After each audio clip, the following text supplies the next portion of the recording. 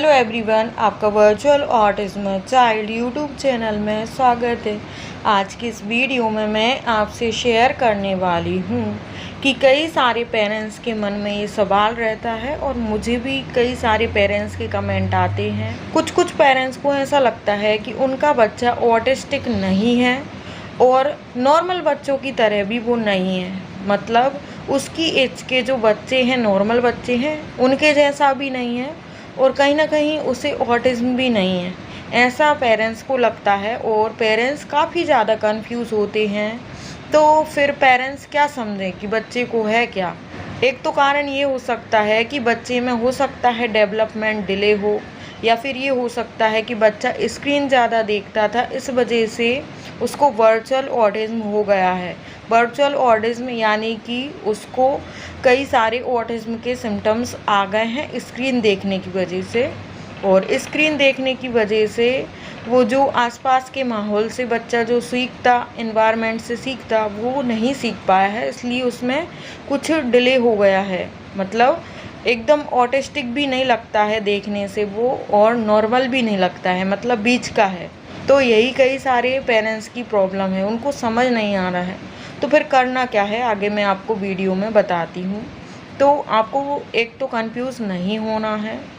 आपके मन में अगर शंका है, आपको अगर लगता है कि आपका बच्चा उसकी एज के बच्चे जितना ग्रो नहीं कर रहा है, उससे पीछे है, सभी कामों में पीछे है, जैसे लैंग्वेज में पीछे है, स्पीच नहीं आ रही है, या सोशल बिहेवियर उसका उतना अच्छा नहीं है, कमांड फॉलो नहीं कर रहा है, लोगों से कम्युनिकेट नहीं कर रहा है, अपनी बात नहीं बता रहा है, रो रहा है, जिद कर रहा है, और उसी की एज का बच्चा एकदम नॉर्मल आपको लग रहा है, तो आप समझ सकते हैं कि आपके बच्चे में या तो डेवलपमेंट डिले है, या फिर आपके बच्चे को वर्चुअल ऑटिज्म हो गया है स्क्रीन देखने की वजह से। तो सबसे पहले तो आप एक काम करें, अगर वो स्क्रीन देखता था तो उसकी स्क्रीन 0 कर दें। तो 1 महीने के अंदर ही आपको समझ में आने लगेगा कि हाँ, बच्चे को वर्चुअल ऑटिज्म ही है, या फिर क्लासिक ऑटिज्म है, या फिर डेवलपमेंट डिले है, बच्चे को आखिर है क्या। तो वो आपको ही समझ में आने लगेगा धीरे धीरे। और आपको ज़्यादा ही कंफ्यूजन हो रहा है तो आप किसी बच्चों के जो डॉक्टर होते हैं, चाइल्ड न्यूरोलॉजिस्ट, उनको आप बच्चे को दिखाएं। जो बच्चे के माइंड के स्पेशलिस्ट होते हैं, वैसे डॉक्टर को, स्पेशल डॉक्टर को ही आप दिखाएं। वैसे डॉक्टर को आप दिखा सकते हैं अपना कन्फ्यूज़न, अपनी शंका दूर करने के लिए। या फिर जो थेरेपिस्ट होते हैं, थेरेपी सेंटर चलाते हैं, उनको भी आप अपने बच्चे को दिखा सकते हैं। तो काफ़ी हद तक आपका कन्फ्यूज़न दूर हो जाएगा।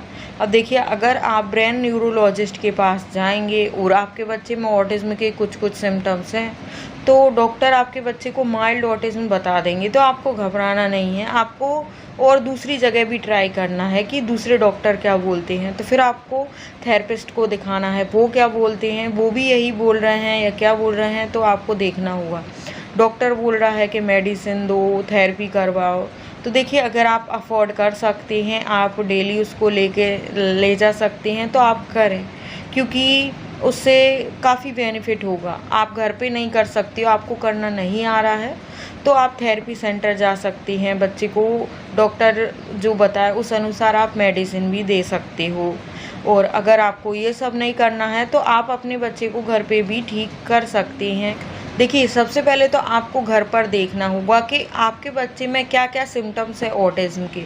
सारे सिम्टम्स तो नहीं होंगे, कुछ सिम्टम्स होंगे। तो जो सिम्टम्स हैं, बस उन पे ही आपको काम करना है। ज़रूरी नहीं कि पूरा दिन आप बच्चे को लेके बैठो, उसको एक्टिविटी कराओ, पूरा दिन उसके पीछे ही पड़े रहो, ये ज़रूरी नहीं है। जो बच्चे में दिक्कत आ रही है, जो कमियां आ रही हैं, बस उनको दूर करने की कोशिश करना है। मैंने भी इसी तरीके से अपनी लड़की को ठीक किया है। मैं मेरी बेटी के लिए कोई थेरेपी सेंटर लेकर नहीं गई, ना ही मैंने उसको कुछ मेडिसिन दी, तो घर पे ही इस तरीके से मैंने उसको सही किया है। आगे मैं बताती हूँ। देखिए, जैसे जैसे जो आपके बच्चे में प्रॉब्लम है, उस पर आप काम कर सकते हैं। आपको सभी प्रॉब्लम का सॉल्यूशन करने के लिए आपको इंटरनेट पे कई सारी वीडियो मिल जाएंगी। आप मेरे चैनल की वीडियोस भी देख सकते हैं। सभी टॉपिक पर डिटेल वाइज मैंने वीडियो बनाई है और ख़ुद के एक्सपीरियंस से बनाई है कि क्या करने से बच्चे में क्या बिहेवियर सही हो जाएगा, क्या करने लगेगा। बच्चा बोलता नहीं तो कैसे बोलना सिखाएं,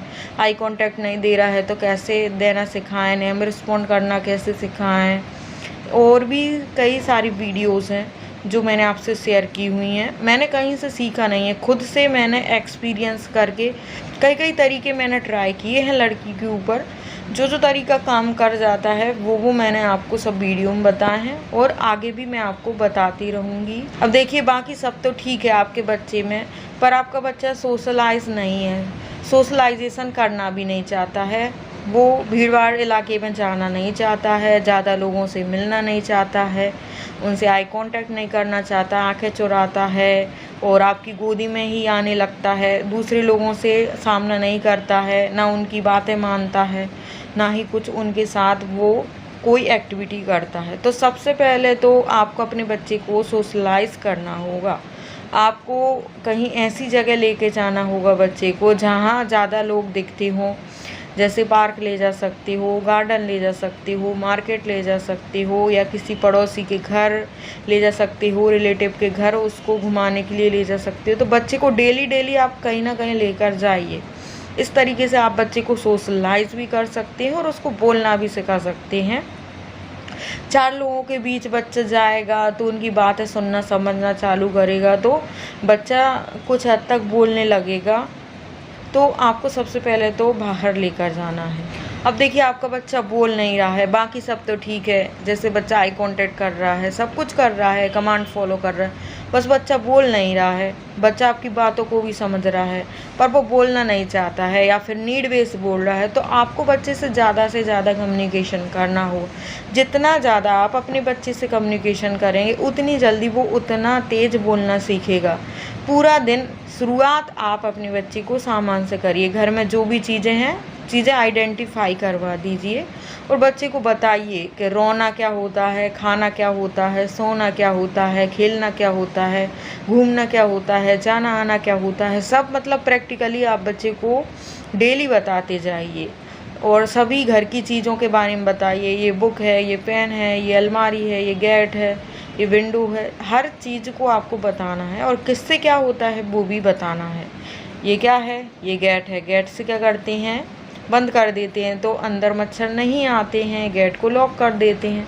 ऐसे कुछ आपको बताना होगा। पूरा दिन आपको बोलते रहना होगा, बच्चे से क्वेश्चन आंसर आपको करते रहना होगा। आप जो बात बोलते हैं बच्चा वो ही रिपीट करता है। जैसे आपने बोला आपका नाम क्या है, तो बच्चा भी रिपीट कर रहा है आपका नाम क्या है। तो बच्चे को आपको सिखाना होगा कि कैसे बच्चा आप जो बोलो उसका आंसर करे और उसी क्वेश्चन को रिपीट ना करे। क्योंकि ज़्यादातर बच्चों में देखा गया, उनको पूछा आपका नाम क्या है तो वो भी बोलते आपका नाम क्या है।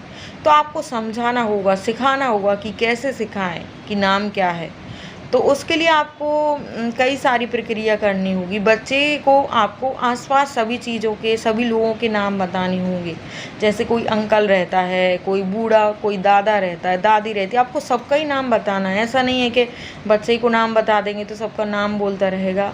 आप हर इंसान का नाम लेकर उसको बताइए कि हर इंसान का पर्टिकुलर अपना एक नाम होता है और आपका भी एक नाम है। सभी लोगों का एक नाम होता है आइडेंटिटी के लिए। तो आपको सिखाना होगा बच्चे को और बताना होगा कि आपका नाम क्या है। कोई पूछे तो आपको नाम बताना है, झलक ऐसे करके। अब देखिए, बच्चा ABCD बोलता है, 1 2 3 बोलता है, राइम्स बोलता है, पर बात नहीं करता, ना ही क्वेश्चन का आंसर करता, ना ही क्वेश्चन करता, ना किसी से बात करता। तो देखिए, ये तो उसने रट लिया है ABCD 1 2 3, पर आपको कुछ ऐसा सिखाना है, बोलना बच्चे को सिखाना है जो वो माइंड से बोले, एकदम रटा रटाया ना बोले। तो आपको बच्चे को अगर आप बोलना सिखाएंगे तो बच्चा बोलने लगेगा। शुरुआत आप वर्ड से कर सकते हैं। घर में जो भी चीज़ें हैं उनसे आप बच्चे को सिखा सकते हो। तो आपका बच्चा ABCD बोलता है, 1 2 3 बोलता है, तो आप ये मत सोचिए कि आगे चल के बोलने लगेगा। आप ये मत सोचिए। आप जब तक मेहनत नहीं करोगे, उसको सिखाओगे नहीं तो नहीं बोलेगा। अगर अपने आप ही उसको सीखना होता तो अब तक तो वो सीख ही जाता। तो आप इस बात के भरोसे मत बैठिए कि बच्चा अपने आप सीख जाएगा। जैसे नॉर्मल बच्चे नॉर्मली सीखते हैं वैसे आपका बच्चा भी सीख जाएगा, क्योंकि आपका बच्चा स्लो लर्नर है, धीरे धीरे सीख रहा है। तो आप जब तक सिखाओगे नहीं तब तक सीखेगा भी नहीं। अब आप बच्चे को कोई क्वेश्चन करते हैं तो वो क्वेश्चन का आंसर नहीं करता है, तो आपको ये चीज़ भी सिखाना होगा। ये चीज़ आप ऐसे सिखा सकते हैं कि आप बच्चे को क्वेश्चन करो और आप ही आंसर करो। धीरे धीरे आप डेली ऐसा करते जाओगे तो बच्चा धीरे धीरे आपके क्वेश्चन का आंसर करने लगेगा। मेरे चैनल पर अलग से इस टॉपिक की सेपरेट वीडियो भी है कि बच्चे को क्वेश्चन का आंसर करना कैसे सिखाए, तो आप वो भी देख सकते हो। अब बच्चा क्वेश्चन नहीं करता है तो उसको क्वेश्चन करना कैसे सिखाए, तो देखिए बच्चे अगर पहले क्वेश्चन का आंसर करने लगे तो धीरे धीरे कुछ महीने बाद बच्चे क्वेश्चन भी करने लगते हैं। उनको क्वेश्चन आंसर का उनको कॉन्सेप्ट समझ में आ जाता है कि क्या क्वेश्चन है, क्या आंसर करना है, और क्या किसी से क्वेश्चन करेंगे तो हमें क्या आंसर मिलेगा। बच्चा धीरे धीरे समझने लगता है। अब देखिए बच्चा रो रहा है आपका, बाकी सब ठीक है, रो रहा है, जिद कर रहा है, तो आप बच्चे को आसानी से हैंडल कर सकते हैं। एक वीडियो में मैंने सेपरेट में आपको बताया है, तो वहाँ पे आप देख सकते हैं कि बच्चा बहुत ही ज़्यादा रो रहा है, बात नहीं मान रहा है, जिद कर रहा है, तो कैसे हैंडल करें, कैसे बच्चे का ये बिहेवियर दूर करें, तो आप देख सकते हैं। देखिए बच्चे में अगर हेयर कटिंग की प्रॉब्लम है, वो रोता है, हेयर कटिंग नहीं कर पाता है क्योंकि उसको सेंसरी इशू है, इस वजह से वो हेयर कटिंग नहीं कर पाता है। मेरी लड़की भी हेयर कटिंग नहीं करवाती थी, तो फिर मैंने उसके लिए थेरेपी दी। हेयर कटिंग के लिए आप मेरे चैनल पर थेरेपी देख सकते हैं। तो डेली डेली मैं उसको हेयर कटिंग की एक्टिंग करती थी, उसके बाल गीले करती थी, कैंची उसके आसपास चलाती थी। तो ऐसे कर कर के 1 महीने के अंदर ही, 1 महीने की थेरेपी के बाद ही वो बहुत ही अच्छे से हेयर कटिंग करवाने लगी थी। पहले तो वो हेयर कटिंग में इतना ज़्यादा रोती थी कि आसपास के लोग भी इकट्ठे हो जाते थे, वो इतना तेज़ रोती थी। देखिए अगर आपका बच्चा दूसरे बच्चों को मारता है, खुद को मारता है, आपको मारता है, हिटिंग की प्रॉब्लम है, पिंचिंग की प्रॉब्लम है, किसी को पुश करता है, बच्चा बाल खींचता है, तो वो भी आप दूर कर सकते हैं अपने बच्चे का घर बैठे ही। जैसे मैंने अपनी बेटी का बिहेवियर दूर किया है, तो उसके लिए भी आप मेरे चैनल पर सेपरेट वीडियो देख सकते हैं। अगर मैं यहाँ पे बताऊँगी तो वीडियो बहुत ही ज़्यादा लंबा हो जाएगा, तो आप वहाँ पर देख सकते हो कि अगर आपका बच्चा आई कांटेक्ट नहीं देता है, नेम रिस्पॉन्ड भी नहीं करता है, बाकी सब कर रहा है, कमांड फॉलो कर रहा है और चीज़ें सब कर रहा है, तो आपको बस इन दोनों चीज़ों पे फोकस रखना है। आई कांटेक्ट बच्चे का कैसे बढ़ाएं, वो वीडियो आप देख सकते हैं। नेम रिस्पॉन्ड भी आप बच्चे का बढ़ा सकते हो, इस तरीके से बच्चे को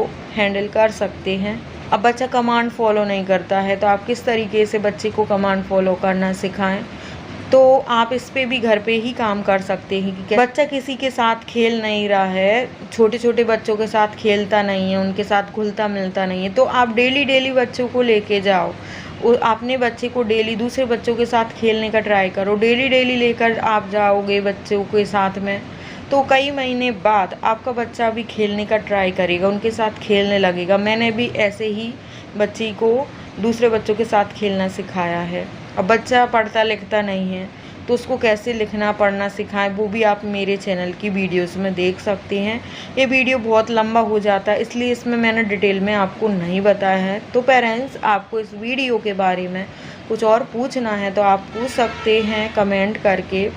तो वीडियो अच्छा लगा हो तो लाइक शेयर कर दें, चैनल पर नए हैं तो आप सब्सक्राइब भी ज़रूर कर दें। तो चलिए आज के लिए बस इतना ही।